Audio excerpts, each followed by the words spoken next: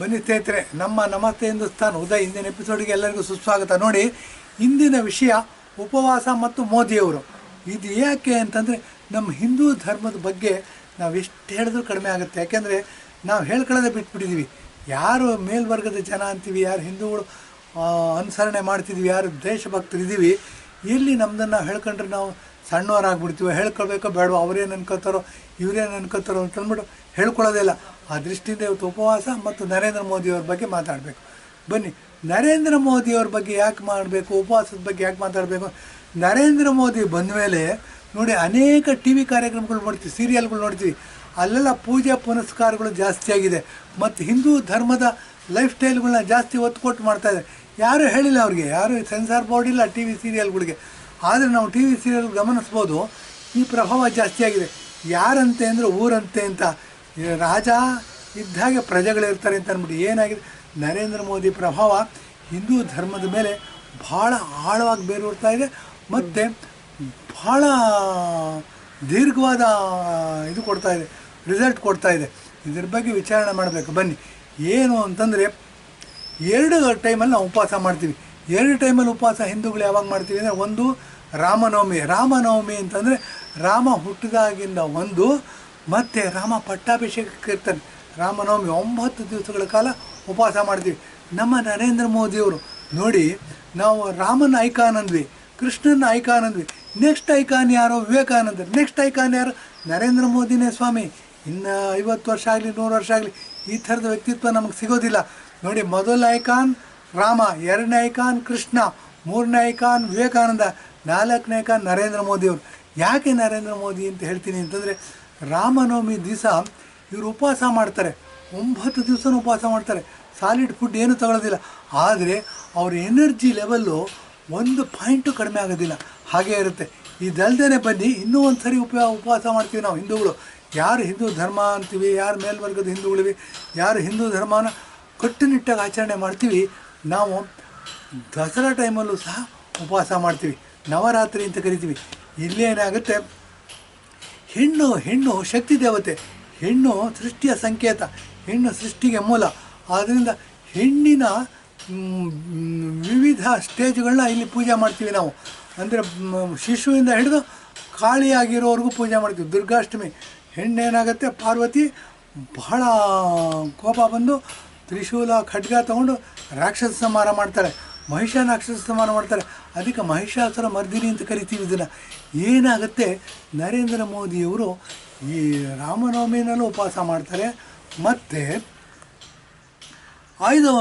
ದಸರಾದಲ್ಲೂ ಉಪವಾಸ ಮಾಡ್ತಾರೆ. ಇದರ ಮಹತ್ವ ಏನು ಅಂತ ಬರೀತೀವಿ.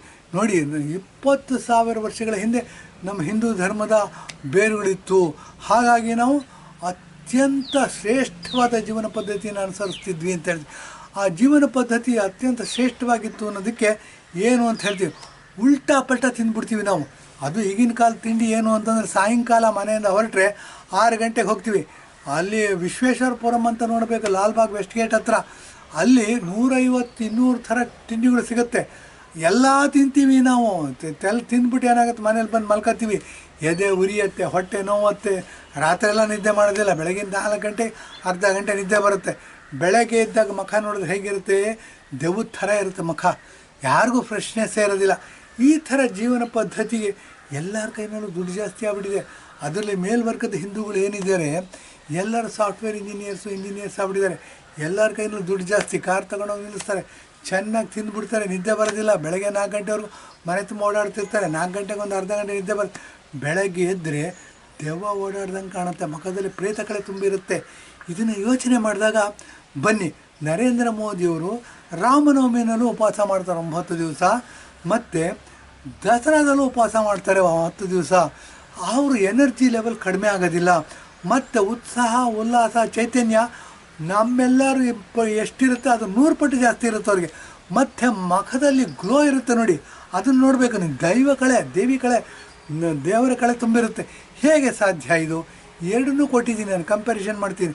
ಒಂದು ಉಪವಾಸ ಇದ್ದವರು, ಒಂದು ಚೆನ್ನಾಗಿ ತಿಂದವರು ದುಡ್ಡು ಜಾಸ್ತಿಯಾಗಿ.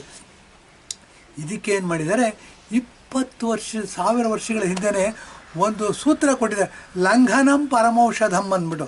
ಯಾರು ಹೊಟ್ಟೆ ತುಂಬ ತಿಂತಾರೆ, ಜೀರ್ಣ ಆಗೋದಿಲ್ಲ, ಅವರಿಗೆ ಮೊಟ್ಟ ಮೊದಲನೇ ಔಷಧಿ ಏನು ಅಂತಂದರೆ ಉಪವಾಸ ಇರೋದು. ಉಪವಾಸ ಇರೋದು ಅಂತಂದರೆ ಏನು ಸಾಲಿಡ್ ಪದಾರ್ಥಗಳನ್ನ ತಿಂದೇ ಇರೋದು.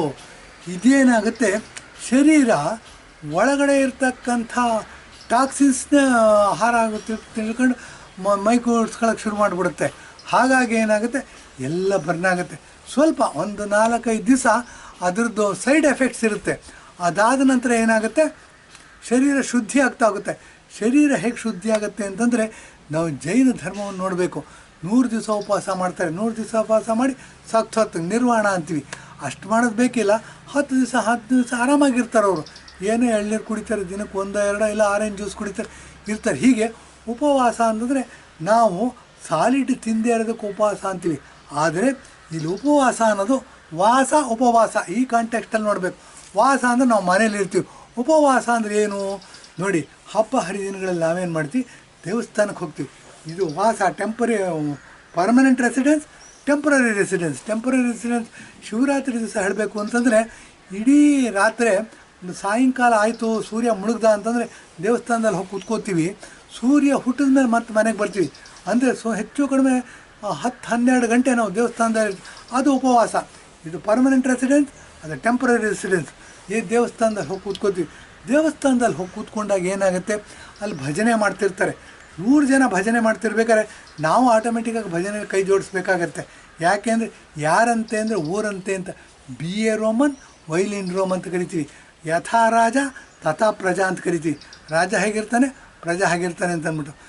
ಏನು ಅಂದರೆ ಒಬ್ಬ ಲೀಡರ್ ಅಂತ ನಾವು ಅಕ್ಸೆಪ್ಟ್ ಮಾಡ್ಕೊಂಬಿಟ್ರೆ ಅವನ್ನ ಅನುಕರಣೆ ಮಾಡ್ತೀವಿ. ಯಾರನ್ನ ಅನುಕರಣೆ ಮಾಡ್ತೀವಿ ಅವರೇ ದೊಡ್ಡ ಲೀಡ್ರ್ ಆಗೋರು. ನೋಡಿ, ಇದು ನಾವು ವಿಶದವಾಗಿ ಮುಂದೆ ಯಾವ್ದಾರು ಇದ್ರಲ್ಲಿ ಹೇಳ್ತೀನಿ ಯಾರು ನಮ್ಮ ದೇಶದಲ್ಲಿ ಲೀಡರ್ ಅಂತ ಅಂದ್ಬಿಟ್ಟು. ಇದು ಇರಲಿ. ಏನು ಅಂದರೆ ನರೇಂದ್ರ ಮೋದಿಯವರು ರಾಮನವಮಿಯಲ್ಲಿ ಉಪವಾಸ ಮಾಡ್ತಾರಂತೆ. ಅವ್ರ ಶಕ್ತಿ ಲೆವೆಲ್ ಕಡಿಮೆ ಆಗೋದಿಲ್ಲ. ಮತ್ತು ಅವ್ರದ್ದು ಉತ್ಸಾಹ ಉಲ್ಲಾಸ ಚೈತನ್ಯ ಇನ್ನೊಂದು ಲೆವೆಲ್ ಇರುತ್ತೆ. ಮುಖದಲ್ಲಿ ಗ್ಲೋ ಜಾಸ್ತಿ ಆಗುತ್ತೆ. ಅವ್ರದ್ದು ಏನಾಗುತ್ತೆ ಅಂದರೆ ಶಕ್ತಿವಂತರಾಗಿದ್ದಾರೆ. 75 ವರ್ಷ ಅಂತಾರೆ ಅವರು. 75 ವರ್ಷ ಹೇಗಿದೆ ಅಂತಂದರೆ 50 ವರ್ಷದವ್ರು ಇರಲ್ಲ ರೀ, ಹಾಗಿದ್ದಾರೆ ಅವ್ರದ್ದು ಫಿಸಿಕಲ್ ಏಜ್ ಬಂದುಬಿಟ್ಟು 50 ವರ್ಷ ಇರುತ್ತೆ. ಅವರು ಡಿಕ್ಲೇರ್ ಮಾಡ್ಕೊಂಡಿದ್ದಾರೆ 75 ವರ್ಷ ಆದ ನಂತರ ರಾಜಕೀಯವಾಗಿ ನಿವೃತ್ತಿ ತಗೋಬೇಕು ಅಂತ ಎಲ್ಲ ಜನರಲ್ಲಾಗಿ ಹೇಳಿದ್ದಾರೆ. ಆದರೆ ನರೇಂದ್ರ ಮೋದಿಯವರಂಥ ವ್ಯಕ್ತಿತ್ವಕ್ಕೆ 120 ವರ್ಷ. ಇದು ನಮ್ಮದು 50 ವರ್ಷ, ಅವ್ರು 120 ವರ್ಷಕ್ಕೆ ಸಮ. ಹಾಗಾಗಿ 120 ವರ್ಷವೇ ನರೇಂದ್ರ ಮೋದಿಯವರೇ ನಮಗೆ ಪ್ರಧಾನಮಂತ್ರಿ ಆಗಿರಬೇಕು. ಅವರು ಆರೋಗ್ಯ ಚೆನ್ನಾಗಿರಬೇಕು. ಅವರು ಮಾಡ್ತಕ್ಕಂಥ ಕೆಲಸಗಳು ಒಳ್ಳೆಯದು. ಅವರು ಅಪ್ರತಿಮ ದೇಶಭಕ್ತ, ಅಪ್ರತಿಮ ಹಿಂದೂ ಅಂತ ಹೇಳೋದಕ್ಕೆ ಯಾಕೆ ಅಂತಂದರೆ ಜೀವನ ಪದ್ಧತಿ ಅತ್ಯಂತ ಉತ್ಕೃಷ್ಟವಾದ ಜೀವನ ಪದ್ಧತಿನ ಫಾಲೋ ಮಾಡ್ತಾ ಇದ್ದಾರೆ. ಯಾವುದು ಅತ್ಯಂತ ಉತ್ಕೃಷ್ಟವಾದ ಜೀವನ ಪದ್ಧತಿ ಇದೆ ಇವತ್ತು ಪ್ರಪಂಚದಲ್ಲಿ, ಹ್ಯೂಮನ್ ರೇಸಲ್ಲಿ, ಹ್ಯುಮ್ಯಾನಿಟಿನಲ್ಲಿ ಅದು ಹಿಂದೂ ಪದ್ಧತಿ. ಆದ್ದರಿಂದ ಅವರು ಹಿಂದೂ ಏನಾಗಿದೆ, ವಿಶ್ವಗುರು ಮಾಡೋಕ್ಕೆ ಹೊರಟಿದ್ದಾರೆ. ಇದು ಪ್ರೂವ್ ಆಗಿದೆ. ನೋಡಿ, ಉಕ್ರೇನ್ ರಷ್ಯಾ ಯುದ್ಧ ನಡೀತಾ ಇದೆ. ನರೇಂದ್ರ ಮೋದಿ ಹೇಳಿದ್ರೆ ಭಾರತೀಯರನ್ನೆಲ್ಲ ವಾಪಸ್ ಭಾರತಕ್ಕೆ ಕಳಿಸೋದಕ್ಕೋಸ್ಕರ 2 ದಿವಸ ಯುದ್ಧ ವಿರಾಮ ಮಾಡ್ತಾರೆ. ಇದು ಗಮನದಲ್ಲಿ ಇಟ್ಕೋಬೇಕು. ಕಾಂಗ್ರೆಸ್ನವ್ರು ಇದ್ದಾಗ ಈ ಥರ ಅನೇಕ ಸನ್ನಿವೇಶಗಳು ಬಂತು, ಯಾಕೆ ಮಾಡೋಕ್ಕಾಗಲಿಲ್ಲ? ಇದನ್ನು ಯೋಚನೆ ಮಾಡಬೇಕಾದಂಥ ವಿಚಾರ. ನರೇಂದ್ರ ಮೋದಿ ಏನಿದೆ ಮಾನವತಾವಾದಿ, ಮತ್ತು ಇಡೀ ಅತ್ಯಂತ ಉತ್ಕೃಷ್ಟವಾದ ಜೀವನ ಪದ್ಧತಿನ ಪ್ರಪಂಚಕ್ಕೆ ಹೇಳ್ಕೊಡೋದಕ್ಕೆ ಹೊರಟಿದ್ದಾರೆ. ಇದನ್ನೇ ನಾವು ವಿಶ್ವಗುರು ಹೊರಟಿದ್ದಾರೆ ಅಂತ ಹೇಳ್ತೀವಿ. ಇಂಥ ವ್ಯಕ್ತಿಯನ್ನು ನಾವು ಎಷ್ಟು ಬೆಂಬಲಿಸಿದ್ರು ಸಾಲದು, ಎಷ್ಟು ಹೊಡೆದ್ರು ಸಾಲದು, ಎಷ್ಟು ನಾವು ಇದು ಮಾಡೋದು ಸಾಲದು. ಅಂಥ ವ್ಯಕ್ತಿ ಸಿಗಬೇಕು ಅಂತಂದರೆ ರಾಮಾಯಣದ ರಾಮ ಇರಬಹುದು, ದ್ವಾಪರ ಯುಗದ ಕೃಷ್ಣ ಇರ್ಬೋದು, ಕಲಿಯುಗದ ಸ್ವಾಮಿ ವಿವೇಕಾನಂದ ಇರ್ಬೋದು. ಅದಾದ ನಂತರ ನರೇಂದ್ರ ಮೋದಿಯವರೇ ಇಷ್ಟು ಉನ್ನತವಾದ ವ್ಯಕ್ತಿತ್ವನ ಇಟ್ಕೊಂಡು ಹಿಂದೂ ಧರ್ಮಕ್ಕೋಸ್ಕರ ಇಷ್ಟು ಹೋರಾಡ್ತಿರೋ ಇದನ್ನು ನಾವು ಆರಾಧ್ಯ ದೇವ ಅಂತ ಅಂದ್ಬಿಟ್ಟು ಇದು ಬೆಲೆ ಕೊಡಬೇಕು ಅಂತ ಹೇಳಿ ಇಂದಿನ ಎಪಿಸೋಡ್ ಮುಗಿಸ್ತಾ ಇದ್ದೀನಿ. ಧನ್ಯವಾದ, ನಮಸ್ಕಾರ.